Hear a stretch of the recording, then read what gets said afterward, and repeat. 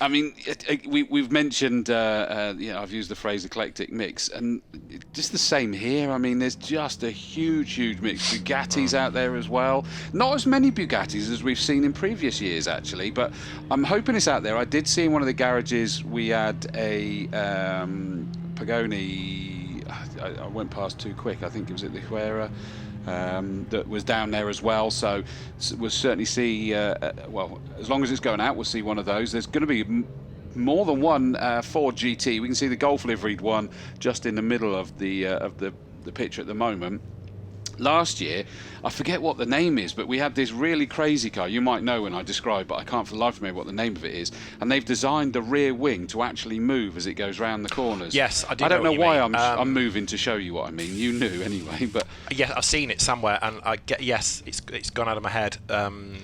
Have you actually spoken about it as it was driving?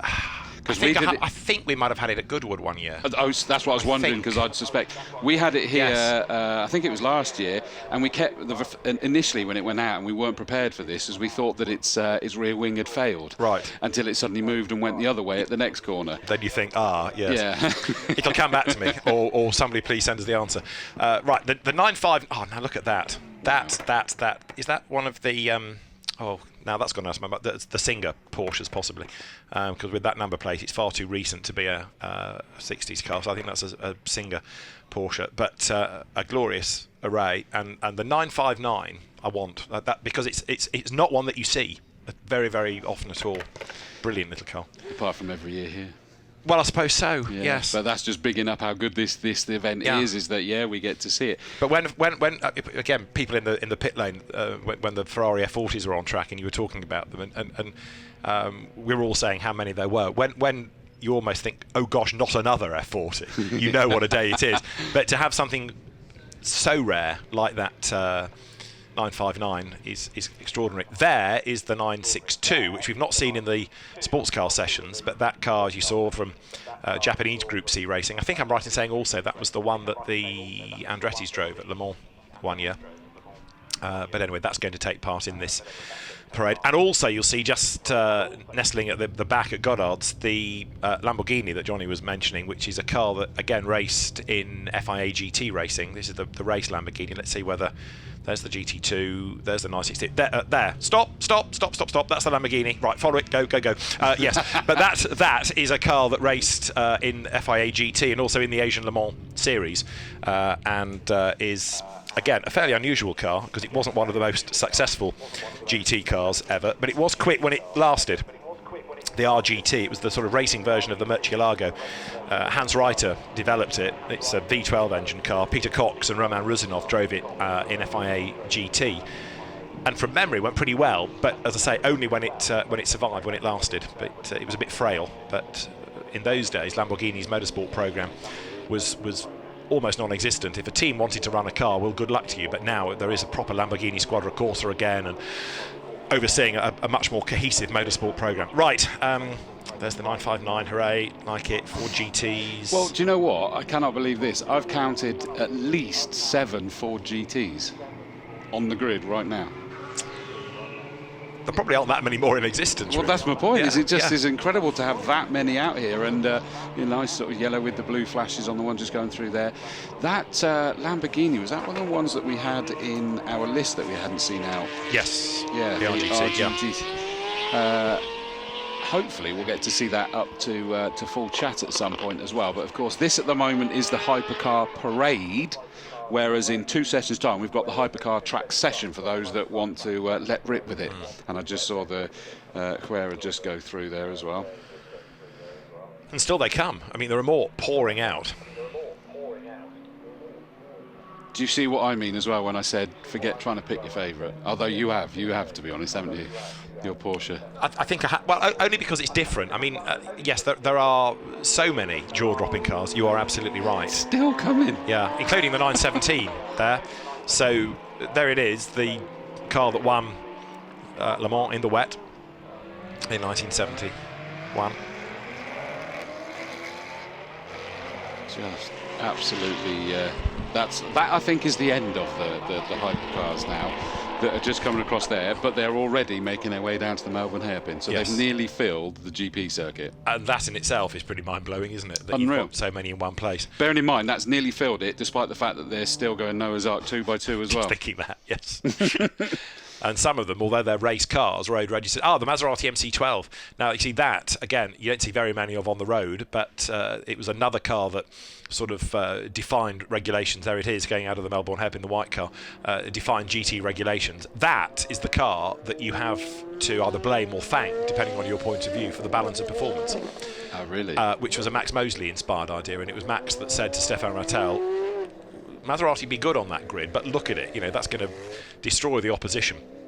And it was Max that came up with the idea of somehow adding weight or changing things to let it be competitive but slow it down. And it was Max Mosley's idea. Stefan Rattel gives him full credit for that balance of performance was then created. But it was that car that triggered the necessity to do it. And makes us have things thrown at us whenever we mention it in commentary. Yeah, we're not supposed to bring it up because it's a thorny issue. Well, it is, but it works. It does.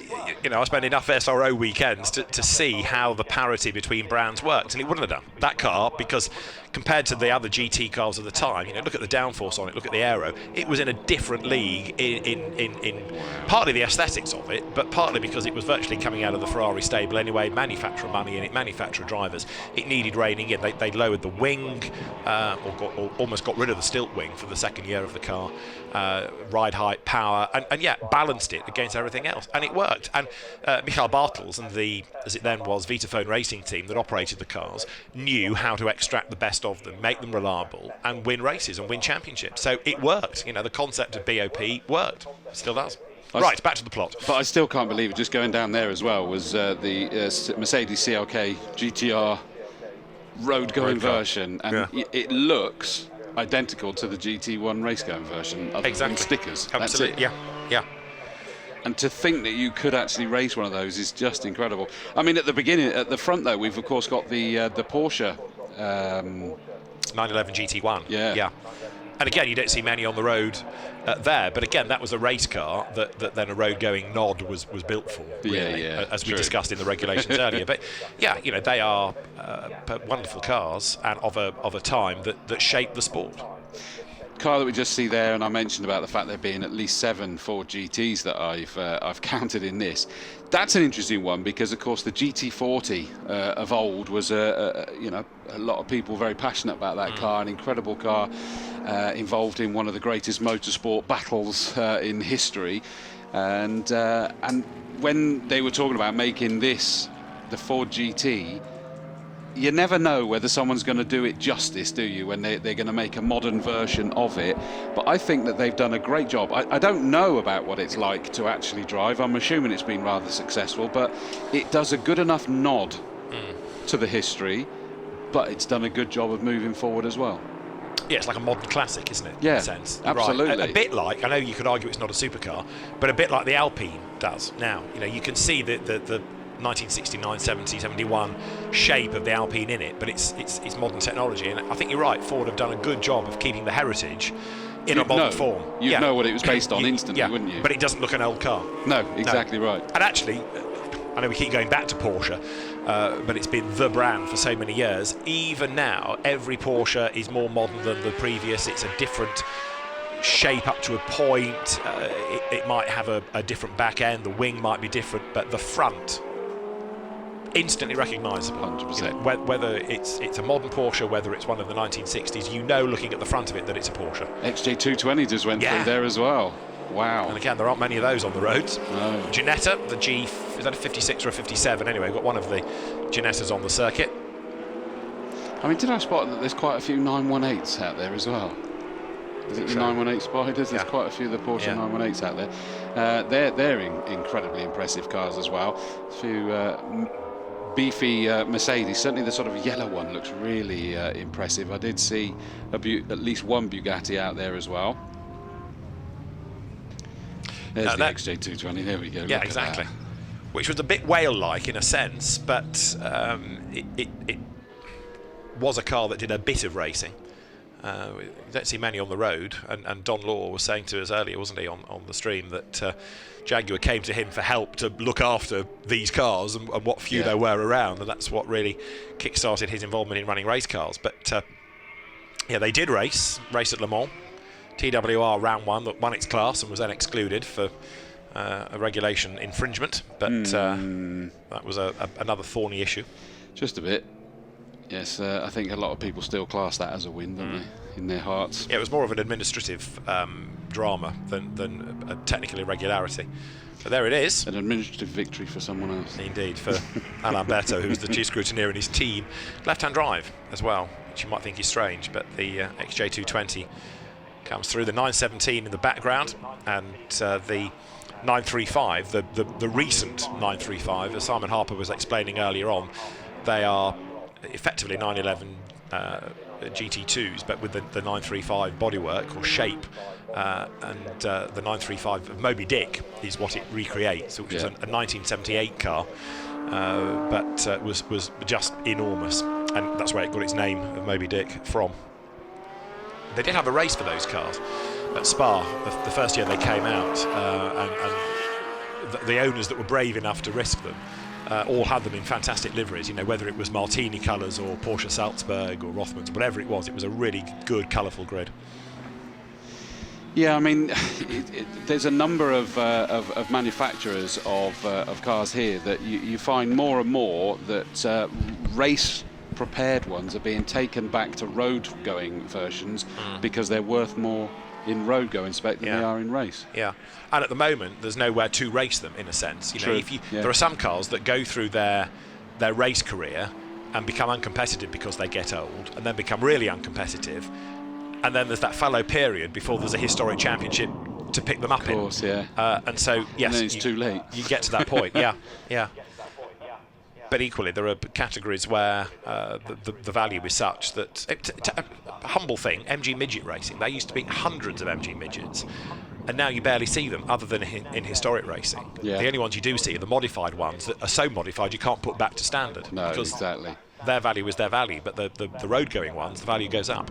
So here comes the grid, and what a grid. This is going to stretch all the way back to the M1, probably, by the time they've all arrived. It's going to be quite a sight. The size of the Maserati that's just come past our window. Apologies, I was being very unprofessional from a TV stream perspective there, because it suddenly came past us.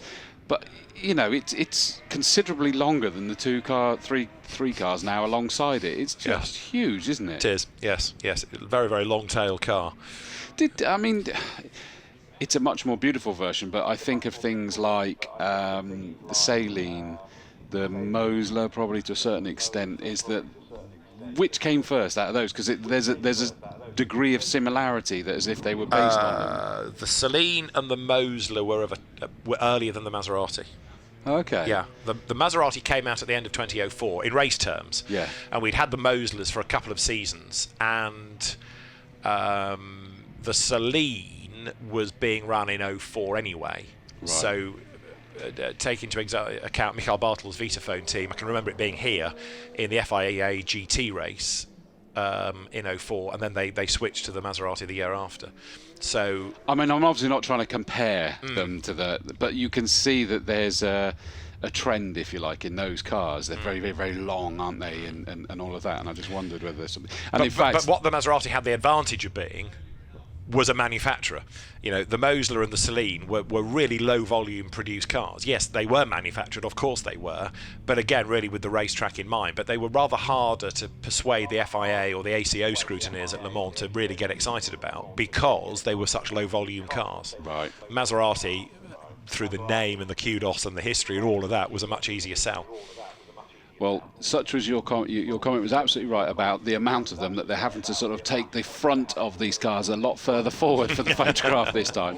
Do you know anything about the Mercedes that's out there? The unique open-top Mercedes there? I'm trying to remember the type number of it. It's the one with number 722 on the side, and it's the nod, isn't it, to Sterling Moss and Dennis Jenkinson's Mille Miglia win, because they ran as number 722 when they won in 50, forgive me, but it is, I can't remember which is the model name of that, but that's the sort of, again, modern classic of the was it the 300 SL that Sterling and Jenks won? It's just incredible looking, isn't it? Yeah, it really is. And there are the Porsches, the new 935, the 917.